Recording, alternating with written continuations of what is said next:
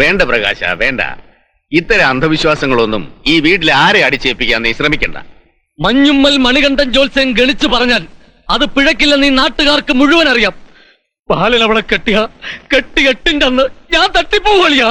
നിന്റെ സഹോദരിയെ ഞാൻ കല്യാണം കഴിക്കുമ്പോ ജാതകവും മുഹൂർത്തം ഒന്നും നോക്കിയില്ലല്ലോ. ജാതകപ്രകാരം നിന്റെ പെങ്ങൾക്ക് ചൊവ്വാദോഷമില്ലേ? എന്നിട്ട് എന്ത് ദോഷം ഞങ്ങൾക്കുണ്ടായി? ഇപ്പോഴും സുഖമായിട്ടിരിക്കുന്നില്ലേ? എന്റെ സ്വന്തം അച്ഛന്റെ സ്ഥാനത്താണ് ഞാൻ അളിയനെ കണ്ടിട്ടുള്ളത്. കാലന്റെ സ്ഥാനത്ത് കയറി അളിയൻ നിൽക്കരുത്. ഒരുപാട് സ്വപ്നങ്ങൾ നെയ്തു കൂട്ടിക്കൊണ്ടിരിക്കുന്ന അവിവാഹിതനായ ഒരു ചെറുപ്പക്കാരനാണ് ഞാൻ. ആ സ്വപ്നങ്ങളെല്ലാം യാഥാർത്ഥ്യമാകാൻ എനിക്ക് ജീവിച്ചിരുന്നേ പറ്റൂ. സ്വപ്നങ്ങൾ യാഥാർത്ഥ്യമാവാനാണെങ്കിൽ നീ ജീവിച്ചിരുന്നിട്ട് ഒരു കാര്യമില്ലളിയാ. രക്ഷപ്പെടുന്ന ഗണത്തിൽപ്പെടുന്നവനല്ല നീ. അളിയനായ അന്ന് മുതൽ അളിയൻ എന്നെ അപമാനിച്ചുകൊണ്ടിരിക്കുകയാണ്. കോടാലിപ്പറമ്പ് തറവാട്ടിലെ 7 സഹോദരിമാരുടെ ഒരേ ഒരു കോടാലി കുഞ്ഞാങ്ങളെ അല്ലേ അളിയാ ഞാൻ. പക്ഷെ പ്രയോജനമില്ലല്ലോ. കല്യാണക്കുറി ഞാൻ എഴുതി വെച്ചിട്ടുണ്ട്. പ്രിന്റ് ചെയ്യാൻ ഇന്ന് തന്നെ പ്രസ്സിൽ കൊണ്ടുപോയി കൂടെ. എന്നാ പിന്നെ അതിന്റെ കൂടെ എന്റെ സഞ്ചയനത്തിലുള്ള കാർഡ് കൂടി അടുപ്പിച്ചോളിയാ.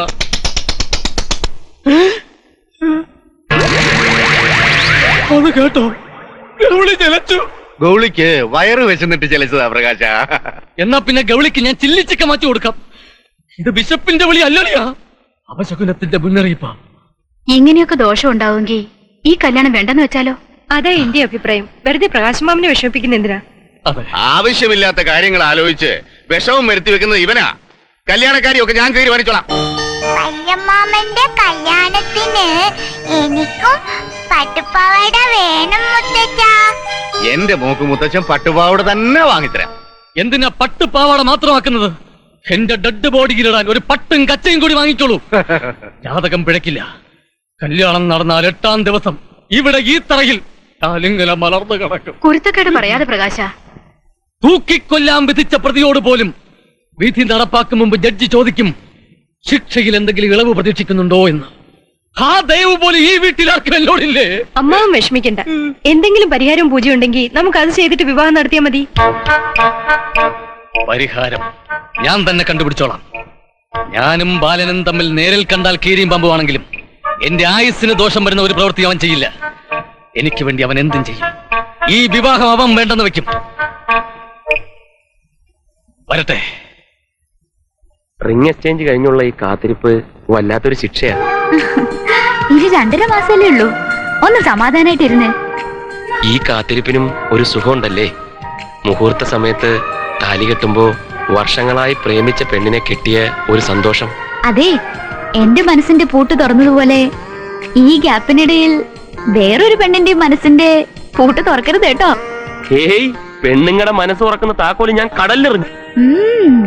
അപ്പൊ കൊറേ നമ്പർ കാണിച്ചിട്ടുള്ള ആളാണല്ലേ. ജീവിതത്തിനൊരു ത്രില്ലൊക്കെ വേണ്ടേടോ.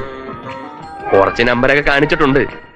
പക്ഷെ തന്റെ മോതിരം വിരലിൽ കയറിയതോടെ എല്ലാം വെച്ച് കെട്ടി. സത്യം, പ്രോമിസ്, സത്യടോ. ചേടാ, ഇത് കുറെ നേരമായാലും റിസീവറും പിടിച്ച് നിൽക്കാൻ തുടങ്ങിയിട്ട്. ഞങ്ങളും കുറെ പെണ്ണുങ്ങളെ കണ്ടിട്ടുണ്ടേ. ഫോൺ കട്ടിയടേ, ഞങ്ങൾക്ക് വിളിക്കാനുള്ള. ഇത് വലിയ ശല്യമായല്ലോ. എന്താ ബാലേട്ടാ? സ്വർഗത്തിലെ കട്ടുറുമ്പുകള് ആ PCയിലെ ശാന്തകുമാറും യുണീക്കിലെ പ്രതാപനുമാ. ഒരു മിനിറ്റേ എടേ, പ്ലീസ്, അത്യാവശ്യമായിട്ടൊരു കാര്യം സംസാരിച്ചോണ്ടിരിക്കുക. പിന്നെ വാടേ പുറത്ത് പോയാൽ അങ്ങനെ വിളിക്കാം. അസൂയ ഞാൻ വിരട്ടി വിട്ടു. പാവങ്ങൾ പേടിച്ചു പോയി. പിന്നെ ഇത്തവണ ഫോണിന്റെ ബില്ല് വരുമ്പോ അച്ഛൻ ഞെട്ടിപ്പോവും. ഇന്നലെ 10 മണിക്ക് റിസീവറും പിടിച്ചിരുന്നിട്ട് 1:30 കട്ട് ചെയ്തത്. റിംഗ് എക്സ്ചേഞ്ചിനും കല്യാണത്തിനും ഇടയിലുള്ള ഗ്യാപ്പ് ടെലിഫോൺ വകുപ്പിനൊരു ഭാഗ്യമാണ്. കട്ടാക്കരുത്. കട്ടായി. നിന്നോടാരാ പറഞ്ഞ ഫോൺ? നീ എന്നെ രക്ഷിക്കണം. വല്ല ചെറ്റത്തരവും കാണിച്ചിട്ട് രക്ഷപ്പെടാൻ ഇങ്ങോട്ട് കയറി വരണ്ട. പോടാ പുറത്ത്. അങ്ങനെ പറയല്ലേ ബാല. എന്റെ ജീവൻ ഇപ്പൊ നിന്റെ കയ്യിലാ. നിനക്ക് മാത്രമേ എന്നെ ഇപ്പൊ രക്ഷിക്കാൻ പറ്റൂ. ഇതിനു മുമ്പ് പല പ്രശ്നത്തിൽ നിന്ന് നിന്നെ ഞാൻ രക്ഷിച്ചിട്ടുണ്ട്. ഈ മോഷണത്തിന് പിടിച്ചു പറിക്കും കൂട്ടു നിൽക്കാൻ എന്നെ കിട്ടത്തില്ല. നീ പോയ ബാല, അതൊക്കെ ഞാൻ നിർത്തി. എന്റെ ജീവനാ എനിക്കിപ്പോ വലുത്. നീ വാ, എല്ലാം ഞാൻ വിശദമായിട്ട് ഞാൻ പറഞ്ഞുതരാം. ഒന്നുകൂടെ ഫോൺ ചെയ്യട്ടെ. ഫോണൊക്കെ നമുക്ക് പിന്നെ ചെയ്യാം. നിനക്ക് ഫോൺ ചെയ്യാൻ ഞാൻ ഒരു STD ബൂത്ത് ചെയ്തിട്ടും. എന്താ ഒക്കെ ഞാൻ പറയാം. നീ വാ, ആദ്യം എന്റെ ടെൻഷൻ ഒന്ന് കുറയട്ടെ. നീ കാര്യം പറ. സംഗതി വളരെ സീരിയസാ. നമുക്ക് അകത്തോട്ടിരുന്ന് സംസാരിക്കാം. അത് വേണ്ട. മുറിക്കകത്തേക്ക് കേട്ടുന്ന പ്രശ്നമേ ഇല്ല. കഴിഞ്ഞ തവണ വന്നു കയറി എന്നെ 1 മാസം ഓസി കൊളവാക്കിയത് ഓർമ്മയില്ലേ? ബാല, സത്യമായിട്ടും കഴിഞ്ഞ പ്രാവശ്യത്തെ പോലെ അല്ല. ഓസം വന്നതല്ല. നിന്റെ സഹായം അഭ്യർത്ഥിക്കാൻ വന്നതാ. പാടാ, അകത്തോട്ടിരിക്കാം. എന്റെ പൊന്നു പ്രകാശം മാമ, കുറെ കാലമായിട്ട് നിന്റെ അടവുകൾ 18 ഞാൻ കാണുന്നല്ലേ. എന്തെങ്കിലും ദുരുദ്ദേശമില്ലാതെ നീ എന്നെ കാണാൻ വരത്തില്ലെന്ന് എനിക്കറിയാം. കാലന്റെ അമ്മയ്ക്ക് കഞ്ഞി വെച്ചവരല്ലേ നീ. കാലൻ കാലൻ കാലൻ ബാല, നീ കാലാന്ന് മാത്രം പറയല്ലേ. കാലന്റെ വരവില്ലാണ്ടാക്കാനാ ഞാനിപ്പോ വന്നത്. അതിന് കാലനെ കൺട്രോൾ ചെയ്യുന്നത് ഞാനല്ലല്ലോ. ഇപ്പൊ എന്റെ കാര്യത്തിൽ കാലനെയും നിനക്ക് കൺട്രോൾ ചെയ്യാം. എന്റെ ജീവൻ ഇപ്പൊ നിന്റെ കൈകളിലാണ് ബാല. നിന്റെ ജീവൻ എന്റെ കൈവെള്ളയിൽ വെക്കാൻ ഞാൻ ആരാ ബ്രഹ്മാവും? എന്താ വേണ്ടെന്ന് വെച്ചാ തുറന്നു പറഞ്ഞിട്ട് സ്ഥലം വിട്ടോ. ഇതിനകത്ത് കയറി താമസിക്കാനുള്ള പ്ലാൻ ആണെങ്കിൽ അത് നടക്കില്ല പ്രകാശം മാമ. നമ്മൾ അമ്മാവനും മരുമോനും ആയിരിക്കും, പക്ഷെ നമ്മൾ ഒരിക്കലും ചേരൂല. ബാല, നീ എന്നെ ഡീമോറലൈസ് ചെയ്യരുത്. അത്രയ്ക്ക് തരം താണവനല്ല ഞാൻ. ഒരേ ഒരു ഉപകാരം നീ ചെയ്താൽ മതി. അശ്വതിയെ നീ വിവാഹം കഴിക്കരുത്. കൊടുകൈ 95-ലെ ബെസ്റ്റ് തമാശ. അസൂയ, നിനക്ക് അസൂയാണ്. ഒരു സുന്ദരിയായ പെണ്ണെ ഞാൻ വിവാഹം കഴിക്കുന്നതിനുള്ള അസൂയ. അസൂയ അല്ല ബാല, ജീവിച്ചിരിക്കാനുള്ള കൊതി കൊണ്ട് പറയുന്നതാ. ദയവേത് എന്റെ റിക്വസ്റ്റ് നീ തള്ളിക്കളയരുത്. അശ്വതി നീ കെട്ടരുത് പ്ലീസ്. എങ്ങനെ എങ്ങനെ എങ്ങനെ നിനക്ക് അവളെ നോട്ടമുണ്ടോ? വെറുതെ തരാമെന്ന് പറഞ്ഞാലും അപശകുന സമയത്ത് ജനിച്ച അവളെ എനിക്ക് വേണ്ട. ഇല്ലെങ്കിൽ വെച്ചോണ്ട് വിളിക്കുന്നു. അവളിപ്പോൾ എന്റെ ജീവന്റെ ജീവനാണ് പ്രകാശ. ബാല, അവൾ നിന്റെ ജീവനായിക്കൊണ്ടിരിക്കുമ്പോ എന്റെ ജീവൻ പൊയ്ക്കൊണ്ടിരിക്കുകയാണ്. അവളുടെ വിവാഹം കഴിഞ്ഞാൽ ഭർത്താവിന്റെ അമ്മാവിന് ആയുസിന് കോട്ടമുണ്ടാവുമെന്ന് അവളുടെ ജാതകത്തിലുണ്ട്. നീ അവളെ കെട്ടിയാൽ കെട്ടിയാൽ കെട്ടിയാൽ കെട്ടാൻ ദിവസം എന്റെ കാറ്റ് പോകും ബാല. കൊണ്ടാ കൈ. നിന്റെ കാറ്റ് പോകാൻ വേണ്ടി കാത്തിരിക്കുന്നവനാ ഞാൻ. സത്യം ബാല, ഒരനന്തരവനും ഇത്ര ക്രൂരനാകാൻ പാടില്ല. ദയവീത് നീ അവളെ കെട്ടരുത്. ജാതക ഫലം പിഴക്കില്ല ബാല. ഇതിലൊന്നും എനിക്കൊരു വിശ്വാസമില്ല, എന്റെ അച്ഛനും വിശ്വാസമില്ല. അതുകൊണ്ട് മേലാൽ ഈ കാര്യം പറഞ്ഞ് ഇതിനകത്ത് വന്നു പോരും. ബാല, ബാല, നിക്ക് നിക്ക് ബാല. ബാല, ഞാൻ നിന്റെ കാല് പിടിക്കാം. ജീവനിൽ കൊതിയുള്ളതുകൊണ്ട് പറയുക. ഒരു പാവമാത്മാവിനെ നീ പരലോകത്തേക്ക് പറഞ്ഞു വിടരുത്. ഈ കാര്യം മാത്രം നീ എന്നോട് പറയണ്ട. അവളുടെ കൊലച്ചിരി പ്രകാശ, ഫോട്ടോയിൽ തൊട്ടു പോരുത്. തൊട്ടാൽ നിന്റെ മരണം എന്റെ കല്യാണത്തിന് മുമ്പേ നടക്കും. ഫോട്ടോ എടു, ഫോട്ടോടാ. ദുഷ്ടനാണ് നീ. എത്ര സുന്ദരിയാണ് ഇവൾ. അയ്യ, ഞാൻ കല്യാണം കഴിക്കുന്നെങ്കിൽ അതെന്റെ അശ്വതിയെ മാത്രമായിരിക്കും. സത്യം സത്യം സത്യം. നമുക്ക് കാണാം കാണാം കാണാം. പ്രകാശ, നീ വേണമെങ്കിൽ ഇതാ ഒരു ലാർജ് അടിച്ചിട്ട് പോടേ. ബുദ്ധി വളരട്ടെ. ആർക്കാണ് ബുദ്ധി വളരേണ്ടെന്ന് ഞാൻ കാണിച്ചു തരാടാ. പ്രകാശമാമ നിന്നെ. എന്റെ മനസ്സ് മാറിയോ? അതല്ല, ഞാൻ എത്ര ഭാഗ്യവാനാണ്. എങ്ങനെ? ഒരു വെടിക്ക് 2 പക്ഷി. അതെങ്ങനെ? എന്റെ വിവാഹവും നിന്റെ മരണവും.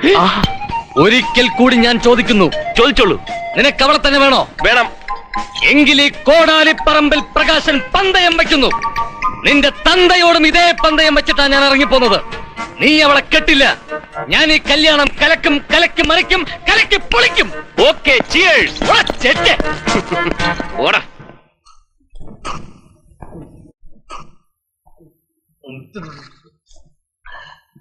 എല്ലാ ലീഡർമാർക്കും ഇപ്പോ കണ്ടകശനിയാ.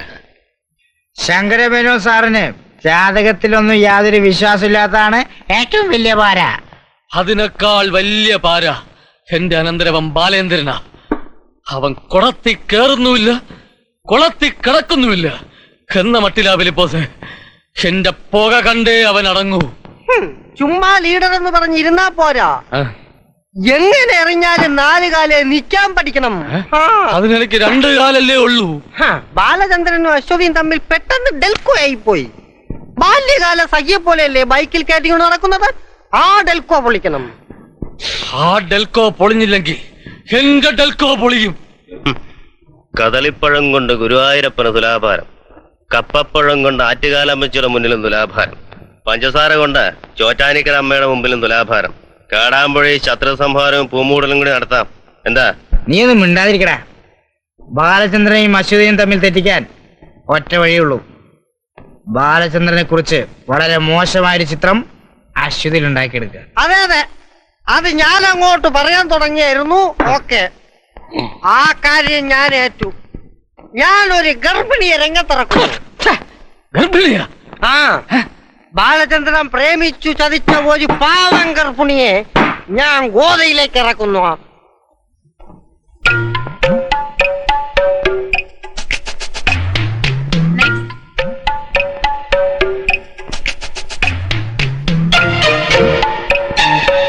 എല്ലാ ഗർഭിണികളുടെ കൂടെ ആളുണ്ട്. ഗർഭിണികൾ ഒറ്റയ്ക്ക് കിടക്കാറില്ല. എപ്പോഴാ പ്രസവം നടക്കുന്നത് പറയാൻ പറ്റില്ലല്ലോ. അറിഞ്ഞൂടാത്ത കാര്യങ്ങൾ നീ പറയണ്ടാ കൊച്ചിറക്ക. നെക്സ്റ്റ്.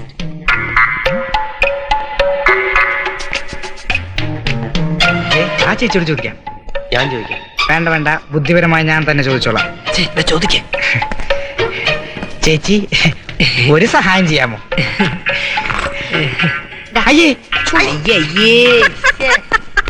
പിച്ചക്കാരനാണെന്ന് ഒറ്റ നോട്ടത്തിൽ തന്നെ മനസ്സിലായി.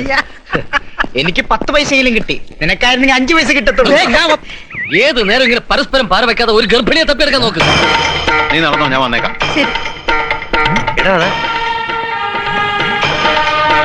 കൂട്ടിനാരുമില്ലാതെ അതാ മാലാഖ പോലൊരു ഗർഭിണി. ഒറ്റ നോട്ടത്തിൽ നിനക്ക് വേണ്ടി ഗർഭിണിയായതുപോലെ ഉണ്ട്. അത് നമ്മുടെ മറിയാമ്മയല്ലേ? മറിയാമ്മ ഞാൻ പറഞ്ഞേ കേൾക്കും. ഞങ്ങൾ അയൽക്കാരാ. അയൽക്കാരാ? ആ നിന്റെ സ്വഭാവം ശരിക്കും അറിയോ? ആ എന്നാ നീ പറഞ്ഞാൽ കേൾക്കാനിടയില്ല. നവാസെ, നീ പോയി ഡീലി. എന്താ എന്താ? ചേച്ചി, ചേച്ചിയുടെ വയറ്റിൽ കിടക്കുന്ന കുഞ്ഞിന്റെ അച്ഛനാരാ? എന്റെ ഭർത്താവ്. അല്ല മറിയാമ്മേ, അല്ല. ഈ വയറ്റിൽ കിടക്കുന്ന കുഞ്ഞിന്റെ അച്ഛൻ സഖാവ് ശങ്കരമേനോന്റെ മകൻ ബാലചന്ദ്രൻ. അവനാണ് ഈ ഗർഭത്തിന് ഉത്തരവാദി. അനാവശ്യം പറയുന്നു. നിക്കടാ അവിടെ. എന്താ പറഞ്ഞത്? മറിയാമ്മ എന്നെ തെറ്റിദ്ധരിക്കരുത്. ഒരു കഴുതയുടെ ജീവൻ രക്ഷിക്കാൻ വേണ്ടിയാണ് ഞാൻ അങ്ങനെ പറഞ്ഞത്. സഹായിച്ചാൽ 1000 രൂപ തരാം. ചേട്ടാ, അയ്യോ, ചേട്ടാ, എന്താടി, എന്ത് പറ്റി? എന്റെ വയറ്റിൽ കിടക്കുന്ന കുഞ്ഞിന്റെ അച്ഛൻ ബാലേന്ദ്രനാണെന്ന്. എടി പിശാചേ, നീ എന്നെ ചതിച്ചോ? കൊല്ലും ഞാൻ. ആരാടി ബാലേന്ദ്രൻ? അയ്യോ, അതല്ല. അങ്ങനെ പറയണോന്ന് ആ നാറി ഫിലിപ്പോസാ പറഞ്ഞത്. അങ്ങനെ പറഞ്ഞ 1000 രൂപ തരാമെന്ന്. 1000 രൂപയോ? രാത്രി വന്ന് മെനക്കെടുത്താതെ ഇറങ്ങി പോടോ. ഗർഭിണികളെ സപ്ലൈ ചെയ്യാനല്ല ഞാൻ ഈ സ്ഥാപനം നടത്തുന്നത്. അയ്യോ, അങ്ങനെ പറയരുത്. ചേച്ചിയുടെ ഈ സ്ഥാപനത്തിന്റെ ബൈലോ ഞങ്ങൾക്കറിയാം. പക്ഷെ ഞങ്ങൾക്ക് വേണ്ടത് 1 മണിക്കൂർ നേരത്തേക്ക് ഒരു ഗർഭിണിയെയാണ്. നീ ഇങ്ങനെ വളച്ചിട്ട് പറഞ്ഞ ചേച്ചിക്ക് അത് മനസ്സിലാവില്ല. കറക്റ്റ് ആയിട്ട് ഞാൻ പറഞ്ഞു കൊടുക്കാം. ചേച്ചി, എന്റെ പേര് ബാലചന്ദ്രൻ. പ്രകാശ് നല്ലടാ. ബാലചന്ദ്രൻ, ഞാൻ ബാലേന്ദ്രൻ. ചേച്ചി, ഞാനൊരു സാധു പെൺകുട്ടിയെ എന്റെ ജീവന തുല്യം സ്നേഹിച്ചു പോയി. പക്ഷേ എന്റെ വീട്ടുകാർ പണത്തിനു വേണ്ടി അശ്വതി എന്ന് പറയുന്ന മറ്റൊരു പെൺകുട്ടിയുമായി എന്റെ വിവാഹം നിശ്ചയിച്ചിരിക്കുകയാണ്. എനിക്ക് ആ സാധു പെൺകുട്ടിയെ ചതിക്കാൻ വയ്യ ചേച്ചി. എനിക്ക് ആ വിവാഹം വേണ്ട, അല്ലേ? അതിന് ഗർഭിണി എന്തിനാ? ഇവൻ നശിപ്പിച്ച പെണ്ണാണെന്ന് പറഞ്ഞ ആ ഗർഭിണി ഇവനെ നിശ്ചയിച്ച അശ്വതിയെ സമീപിക്കണം. അങ്ങനെ ആ കല്യാണം മുടക്കണം. ചേച്ചി പ്ലീസ്, എത്ര രൂപ ആണെങ്കിലും ഞാൻ മുടക്കാം. എങ്ങനെയും ഒരു ഗർഭിണിയെ രംഗത്തിറക്കിയേ പറ്റൂ. 1 മണിക്കൂർ നേരത്തെ കാര്യമില്ലുള്ളൂ. ചേച്ചി വിചാരിച്ചാൽ നടക്കും, അല്ലേ? പിന്നെ എടാ ആന്റണി, മനോഹര, ഇവന്മാരെ പിടിച്ച് വെളിയിലിറക്കാൻ. വേണ്ട, വടക്കും ബഹളൊന്നും വേണ്ട. ഞങ്ങൾ അതിന് വന്നവരൊന്നുമില്ല. ഞങ്ങൾ വളരെ ഡീസന്റാ. നിൽക്ക് നിൽക്ക്, പോകാൻ വരട്ടെ. ഇവിടെ വന്ന സ്ഥിതിക്ക് ഒരു ഗർഭിണിയിൽ കൊണ്ടേ പോകും. എന്നാ ട്രൈ ചെയ്യാം. ആ, അതെ. ചുമ്മാ ഇടാ നവാസ. വിടുവാ. ചേട്ടാ, തലയിൽ നിർത്തി ഞാൻ ഓടിപ്പോ.